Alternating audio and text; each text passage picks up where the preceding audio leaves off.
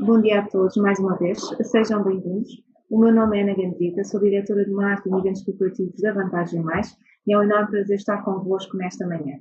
Em nome da Vantagem Mais, gostaria de começar por agradecer, sinceramente, a presença de todos neste webinar. Sabemos que hoje em dia as agendas são extremamente exigentes e o tempo é cada vez mais valioso, por isso é um verdadeiro privilégio contar com mais de 500 participantes inscritos que decidiram então dedicar parte do seu dia a esta iniciativa. Antes de iniciarmos, gostaria apenas de recordar que a sessão será conduzida integralmente em inglês e agora, sem mais demoras, permitam-me apresentar a nossa convidada especial de hoje. Ladies and gentlemen, our speaker is globally recognized leadership expert, award-winning author and columnist. Dr. Kirstin Ferguson is ranked among the top 50 management thinkers in the world by Thinkers 50 and is the recipient of the Thinkers 50 Distinguished Leadership Award. She holds a PhD in leadership and culture and is the author of 3 acclaimed books, including Head&Heart and Blind Spotting. Please join me in welcoming Dr. Kirstin Ferguson. Kirstin, thank you so much for being with us today. The stage is yours. Please go ahead. Thank you very much. And thank you to everyone who has joined us from all over the world. It's wonderful to talk to you. I am speaking to you from Australia right now, where it's early evening. I'm really looking forward to talking with you a little bit today to give you a bit of a taste of what I'll be presenting at the Vantagem full day seminar in November. And it'll hopefully give you a bit of an idea of some of my work and also hopefully be a little bit of fun for the middle of the day for you. So what I'm going to touch on is my work in Head and Heart and also blind spotting. And it's really about how we can all be modern leaders and how we can lead with our head and our heart and help make decisions that are going to be decisions that will place us in the best spot we can in this rapidly changing world. But before we do anything, I want to share with you my personal algorithm when I am on Instagram. So I love dogs. I have a dog. I love watching dog videos. And one day I was looking at Instagram and I came across this dog daycare center in the United States. I'm sure everyone loves dogs, but what we're going to do is we're going to watch what happens. Just watch. Qual é a percentagem, então? Escolhi a porcentagem.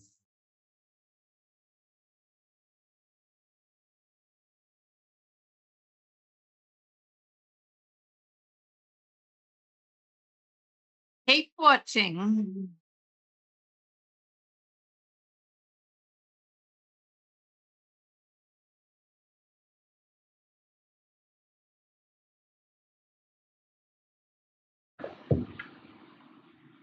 We don't have the sound of a video.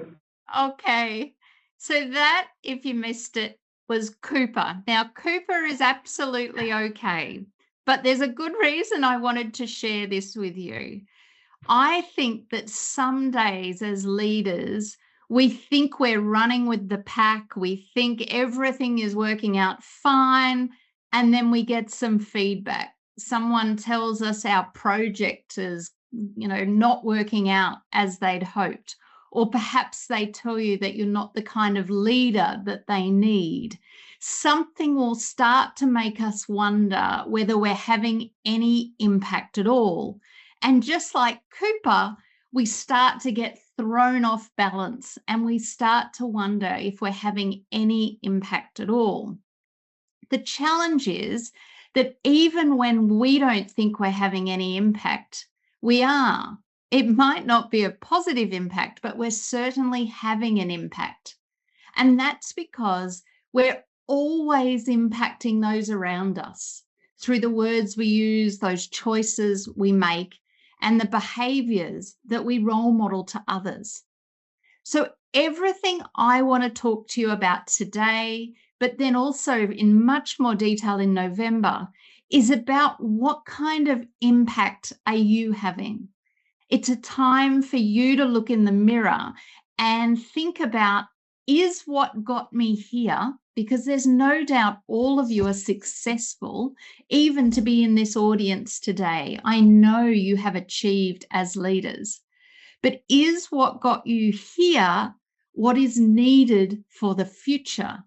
Because everything around us is changing so rapidly. And if I think about my 30 years as a leader, I don't think I stopped nearly often enough to ask myself, what kind of impact am I having? And is it the impact that is the most needed in this situation? Now, I want you to do an exercise for me. I want you to think about a leader in your life who has had a positive impact on you. It could be a school teacher, a family member, your current boss, someone who was your leader 10 years ago. It doesn't matter who it is, but someone who saw something in you that others didn't see, someone who gave you opportunities you didn't even know you were ready for, someone who just believed in you. So I want you to picture that person in your mind. Now, I want you to think about a leader who wasn't a positive impact on you, who didn't give you those opportunities, who didn't want to hear your ideas or your feedback, someone who made you feel small or insignificant, or who didn't make you feel as if you could do anything. Now that you've got those two leaders in your mind, I'm going to guess that what you remember is a moment that they offered you a promotion you didn't think you were ready for, or a moment where they cut you down in a meeting and didn't want to hear your ideas. And that's because I truly believe that leadership is simply a series of moments, and every moment offers us the opportunity to lead with impact. So everything we're going to talk about is how we can have the most positive impact we can. But if you think about that exercise we just did, I've led thousands of people in my career. I've impacted, many people directly and indirectly. And I can think in my mind of people I like to think would place me as having a positive impact on them. But I also know there'd be people who remember, the negative time where perhaps I answered an email too quickly and was using a tone I wouldn't normally use, or perhaps there was a time I didn't want to hear some feedback. The challenge I have is I can't even remember those moments. So when you think about that leader that you remember having had a negative impact on you, they probably don't even remember it. And that's the challenge for us to think about. We are impacting so many people all the time in every moment. The question is, how can we notice those moments more? And how can we really choose to have those most impactful moments when we can? Now, one of the ways I think is that we can be modern leaders through leading with our head and our heart. And it seems obvious, but it's challenging to do. Now, I wanted to understand and did research to think about, well, what are the attributes of modern leaders? And I'm going to just talk about them very briefly, because obviously when we do the full day seminar, we're going to go into them in a lot more detail and ways we can develop each of these. The first, let's think about leading with our head. What are the attributes of really using our minds and our experience and all the things we learn at school and at university? And the first is curiosity. And it's not just being curious for some things, but for anything. The second is wisdom. And this is all about weighing up risk and reward and gathering data and evidence for when we make our decisions. The third is perspective. And this is a tricky one to explain, but it's about being able to read a room. It's about being able to pick up on all the signals that are going on around you to understand the best way to lead in any context. And finally, there's capability. And for those of you who have heard of the idea of a growth mindset, it's very similar to that. It's that idea that we know we make mistakes as leaders. We make them every day, and that's okay. And being capable is also about being committed to building family trees of leaders behind us. So they're the more tangible ways we can lead and need to lead with our head. But we have to balance that with leading with our heart in every situation. The first attribute of leading with our heart is humility, but specifically intellectual humility. And I'm going to talk about that a bit more later in this webinar. The second is self-awareness, and that's being aware of the impact that we're having on people around us. The third is courage, and that's being able to speak up for what we believe in, even in the face of pressure not to. And finally, empathy. That's obviously being able to put ourselves in the shoes of others and to understand the lived experience of people very different to ourselves. Now, it's all very well to lead with the head and the heart, but to me, it's all about balance. If you're someone who tends to be more comfortable in spreadsheets and numbers and tangible things, and you tend to be more of a head-based leader, then you need to be much more aware of how you're bringing in your heart-based attributes whenever you can. And likewise, I speak to a lot of charitable leaders or human resource leaders strong at leading with their hearts, but they equally need to draw on their heads. It's all a matter of balance. And for me, the key to mastering the art of modern leadership is knowing what is needed and when. Now, just to give a bit of a taste in a little bit more detail of one head-based attribute and one heart-based attribute, I thought I'd choose two that would be the most relevant to you. And of course, this is just very brief to give you a sense of where I'm coming from. Now, curiosity to me is a obvious leadership attribute. I mean, I don't need to tell you why we need people to be curious. I thought, though, I'd share a scene from a program you may have watched, Ted Lasso, because he explains leadership very well. And I must apologize, the captions are in an English subtitle, which isn't particularly helpful. So hopefully you can hear it and translate yourself for Portuguese. Oh, Rupert, guys have underestimated me my entire life. And for years, I never understood why. It used to really bother me. Then one day, I was driving my little boy to school, and I saw this quote by Walt Whitman painted on the wall there. It said, "Be curious, not judgmental." I like it. So I get back in my car, I'm driving to work, and all of a sudden it hits me. All them fellas used to belittle me. A single one of them were curious. You know, they thought they had everything all figured out, so they judged everything. They judged everyone. And I realized that they're underestimating me. Who I was had nothing to do with it. Because if they were curious, they would ask questions. You know? Questions like, "Have you played a lot of darts, Ted?"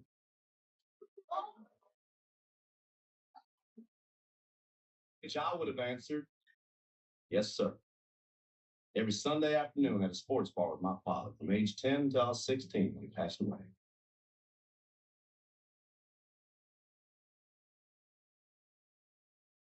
Barbecue sauce.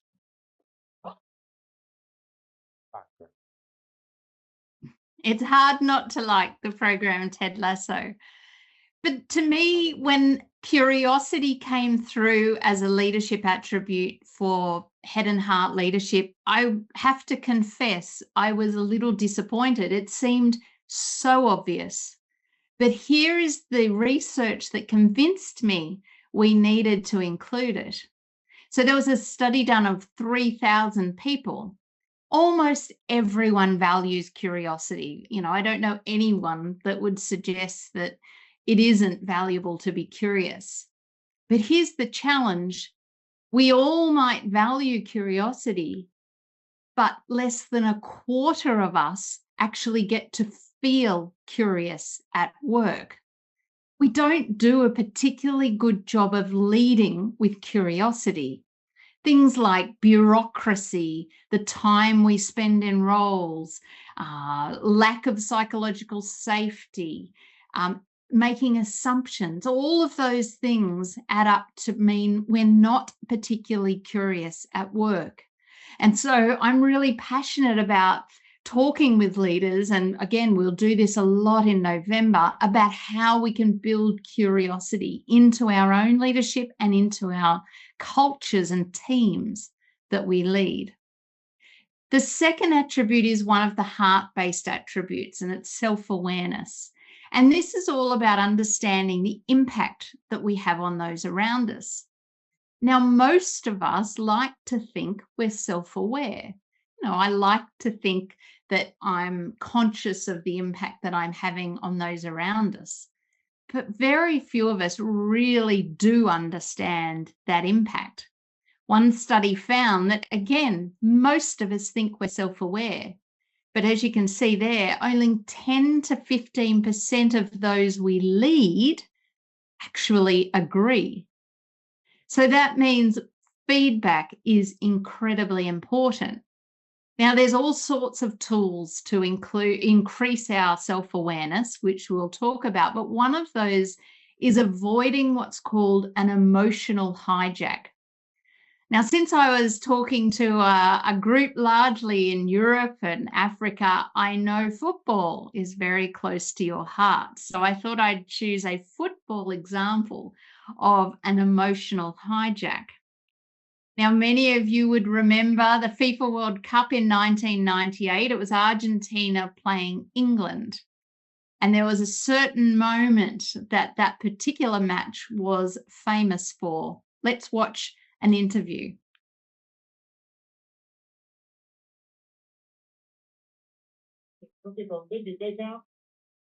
I just remember ball being played to me and then being hit from behind.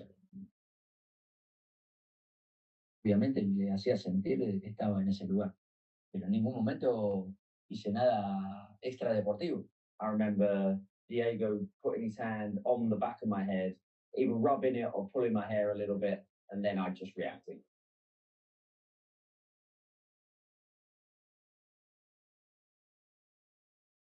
Él se tira, yo estando atrás también, de alimentar eso como si hubiera sido algo tremendo, y bueno, terminó como terminó.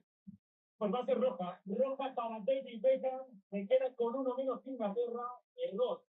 Centrocampista inglés, juega. With the sending off, I think what led after for the next few years, I think for me personally, that was the most difficult time for me in my career. Now, obviously, David Beckham had an emotional hijack in front of an audience of millions. Fortunately, none of us will have that challenge. But that where he said, I just reacted, we all have those moments. And so knowing what goes on for you in your body when that is about to happen is one of the tools that we can have in building our self-awareness. Now, one of the things that I love to do is help you to understand what kind of leader you are. And if we were in person and when I'm in Lisbon in November, I'll be asking you to just intuitively say, do you think you're more of a head or a heart-based leader? There'll be one of those that you feel is more intuitive. Then what we'll do is we're actually going to test it. And you'll be able to compare your results to about 1,000 other leaders. And we'll go through each of these in detail. So you'll be able to go away with a real sense of where you sit as a modern head and heart leader. And that's something I'm really looking forward to doing with those of you in November. Now, if head and heart helps us to be a modern leader, then my latest work, Blind Spotting, helps us to think like one. It's all about how we overcome the blind spots we all have to make better decisions as modern leaders. Again, one more video, our last video to watch, and I just know you're going to recognize this.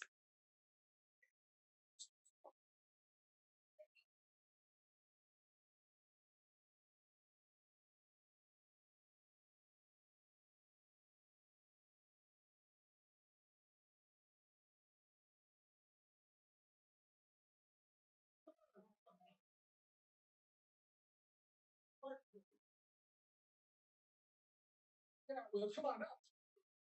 Yes. Here we go. Pivot.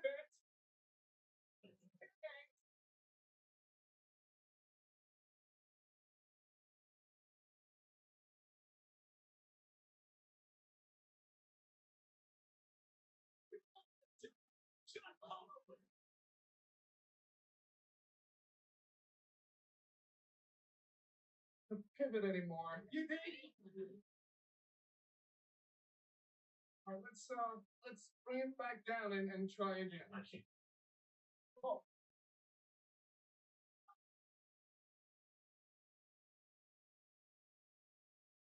Yeah, I need you to stop that. That didn't work. I mean, you had a sketch. What did you mean when you said pivot? So the idea of that from Friends, and hopefully you all recognize that scene, is that who amongst us hasn't made a decision and then later thought, what on earth was I thinking? We decide something, it seems like a good idea, and later we wonder, why on earth did we make that choice? Blind spots are this gap between what we think we know and what is really there. And it obviously is incredibly important as leaders for us to understand what's going on in our brain when we're making these decisions, to try and see the blind spots that are absolutely there. And if you don't think this applies to you, then that is its own blind spot. So I came up with this concept of seekers and knowers. And again, we'll talk about it in more detail, but seekers are those amongst us who are able to admit what they don't know. They use questions to learn, really good open-ended questions to try and understand why someone's thinking the way they might be thinking. They're willing to change their mind, rethink their ideas, and they're comfortable with how quickly the world is moving and how uncertain it is. On the opposite end are knowers. Now, they already think they have the answer, so they don't really need to ask any questions because they're unaware of these biases in our thinking. They're unaware of their own blind spots. They might use questions to back you into a corner to get you to just agree. And they do not like uncertainty. They need definitive answers. Now, all of us can be knowers and seekers at different times. If there's a crisis and the people that you lead need you to be decisive and need you to make a choice about what's going to happen, then being a knower is incredibly important. But most of the time, being a seeker and seeking to understand how others think and what you're missing is where you can add the most value. Now, the challenge for us as experts, and all of us are experts in what it is that we do, is something called the curse of expertise.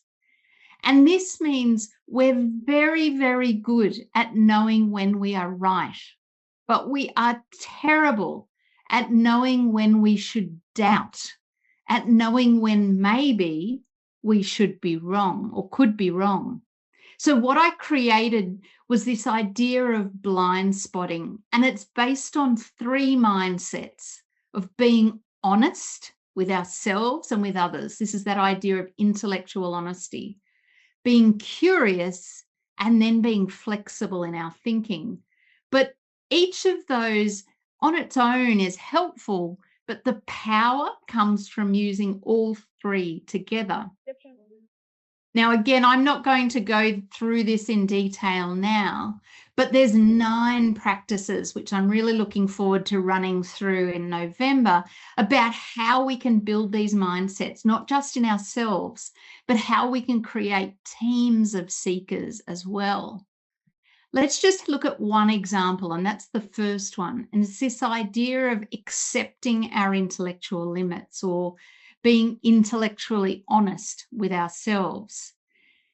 If you think about topics that you feel confident in, sometimes we think, look, I know everything in this area. I've been working at it for 20 years. There's other areas you might think you know nothing in, and you're almost crippled because or paralyzed about making a decision because you're not sure. Neither of those are helpful. Blind spotting is the sweet spot in the middle, and it allows us to understand that the most important 4 words a leader can say is, I don't know yet. It's about building trust and respect with your teams, because we know when someone doesn't know, yet we seem to think other people don't realize that about us. So when we're unsure about something, being intellectually honest with ourselves and with our team, and being able to, with confidence, say, look, I don't know yet, but I'm really confident we're going to figure out the answer. It's about calibrating our levels of confidence between, am I really sure that I know the answer? Or am I perhaps needing to go and get a lot more information? That's a really sort of brief explanation of what it means to accept our intellectual limits, but it's something that's incredibly important. Some questions that you might want to ask yourself and your team as you start to think about this is, what don't I know? Who should I be asking? What evidence is out there? And this is a really hard one to ask yourself, but before you make a decision, what evidence would genuinely make me change my mind? Am I even looking for it? Asking your team, what am I missing? They will guaranteed see things that you don't see. You can ask yourself, am I getting defensive when my idea is getting challenged? If so, that probably means that you're not being able to be intellectually honest. And are my biases impacting my thinking? Are previous successes, I've made this decision many times before, is that influencing my sense of optimism? So that's just a taste of sort of some of the things that we'll do. And similarly, like the Head and Heart scale, what we'll do is the blind spotting self-assessment. So you can also see how you compare to other leaders in each of those mindsets and against each of those 9 practices. And the reason I think blind spotting is so important is because all of us learnt our jobs and experiences and our education and believed we could sort of take that with us to every new situation and accumulate all this knowledge to help us make decisions. But the world is moving so quickly that things we knew last year might be a blind spot right now. So the most impactful leaders are those who can adapt to our new world, who can learn, unlearn, and then pivot. And that is the secret to being what I think is a modern leader. Thank you very much for listening. I'm going to stop sharing my slides and going to hand back to Anna.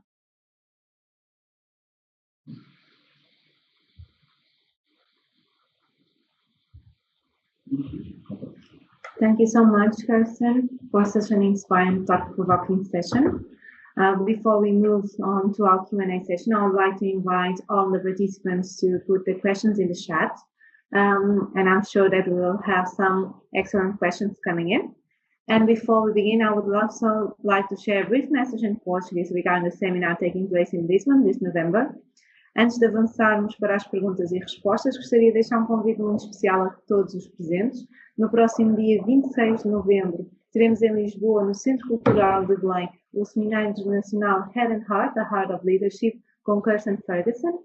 Para quem estiver fora de Portugal e não puder estar presencialmente, o evento também tem a opção de live streaming e contará com tradução simultânea para português para quem o desejar. E gostaria ainda de partilhar que temos uma oferta exclusiva para os participantes deste webinar e por nos terem dado o vosso tempo. Todas as inscrições realizadas até o próximo dia 15 de maio beneficiam de 500 € de desconto sobre o PVP do seminário. Esta informação irá seguir por e-mail para ficarem com esse registro. And now, back to the English so everyone can follow the conversation. Kirstin, let's begin our Q&A session. We already have a few questions here. So we have one, how can leaders identify their own bias? Asked by Blind. Well, that's a very good question and something we'll spend a lot of time on in November. I call it hunting for our biases, because this isn't about biases around age and gender and sexuality, all of that sort of thing. This is our thinking biases. And of course, there's more than 200 thinking biases that we constantly are suffering from, whether it's confirmation bias or fallacy bias or whatever it might be. Feedback is probably one of the most important ways to be able to ask others, what are they seeing that I'm missing? You know, are they noticing I'm only looking for information to help me confirm the decision I want to make, or am I actually asking others? The next question we have, how to balance asking your team about those type of questions and keep your leadership intact, how to balance it?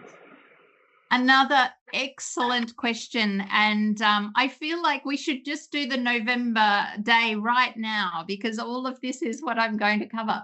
So you are very right that there is a fear of losing credibility by saying, I don't know.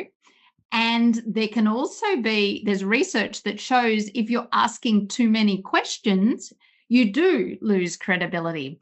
So there's this real sense of needing to read the room and understand when this is appropriate and when it isn't.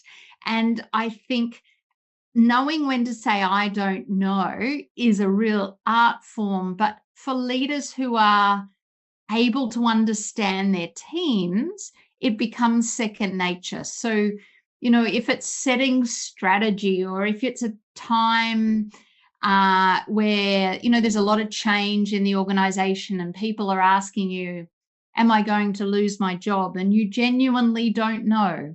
They're the times where being honest really matters.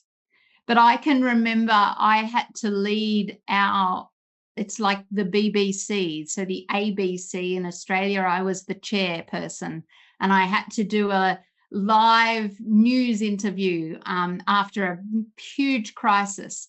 And if I had done that interview and just said, I don't know how I'm going to fix it, would not have been good timing at all. So you have to be able to understand when and how. And that is how the work around blind spotting fits in with being a head and heart leader, and what we'll sort of talk about in November.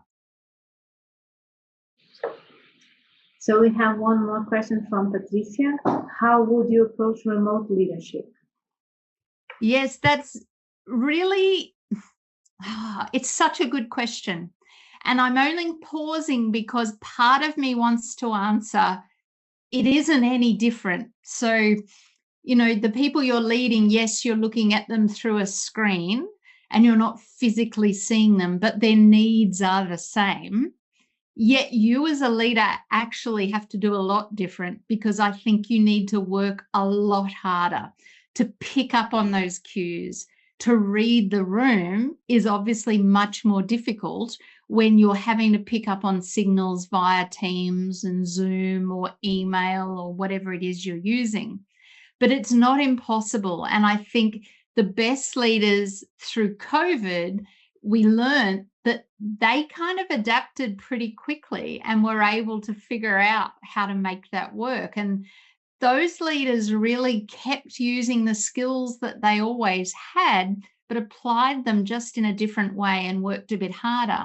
I think the leaders who didn't do so well were the more lazy leaders who thought they could just do everything the way they'd always done, and it didn't work that way. And so the same situation applies now. But that's an excellent question, and there's no doubt it's harder for leaders to lead remotely. For the last question we have here, José Pedro Martins. who is asking, does company culture also affect the balance between head and heart in the exercise of leadership? Absolutely. So dinosaurs still roam the earth. And if your company is led by a dinosaur and they are not interested in modern leadership and they are not interested in understanding how empathy plays a part in your organization, it is very, very difficult for you to change the culture of that organization. But you can control your team. You have a sphere of control that you can influence, but I'm very realistic in the extent to which you can influence an entire company when the leadership at the top is not interested in what you're trying to do as a modern leader. And that's a challenge. Do we have time for one more question, Kirstin? Of course. So we have here Antonio, who is asking a really tough question. How to lead with leaders that think that is not his role to motivate his team? Oh my goodness, Antonio, I feel sorry for you because that person should not be a leader. It blows my mind. I don't know how that translates. How many bad leaders are still out there? It's the job of a leader to provide an environment where people feel motivated to do what they do to the best ability that they can. If a leader is not doing that, they are not doing their jobs. I think what you're saying is you're in a team with a leader that isn't motivating you. Managing up, as I just said before, is very, very difficult indeed. If you are leading someone who is a leader, so it's someone that reports to you, then I think you can coach leaders on their role. But either way, you can only control yourself and how you think, feel and act and respond to other people. Unfortunately, it's very difficult to influence other leaders like that. Perfect. So to wrap it up, Kirstin, could you share one practical habit leaders can start tomorrow to become more effective on their role? Honestly, my one ask of you is to, at some point in the next week, find an opportunity to say to your teams, I don't know yet, and see what happens. Or if you don't like that question, ask, what am I missing? So go into your next meeting when you're making a decision or you're coming up with a plan and say, what am I missing? And see the kind of conversation that will follow from that. Thank you so much, Kirstin, and thank you for everyone who's been here with us. So we are at the end of our webinar. Kirstin, we hopefully will see you in November for a very exciting day. Yes. And thank you all. Thank you. I can't wait to meet everyone in person in November. Thank you, Vantajem. Thank you. Thank you. Thank you. Thank you so much for being here. Thank you. Thank you. Bye. Thank you. Thank you. Thank you. Thank you. Thank you very much. Thank See you you. there. Bye-bye. Thank you. Thank you. And you can find me on LinkedIn and we can connect that way too. Thank you.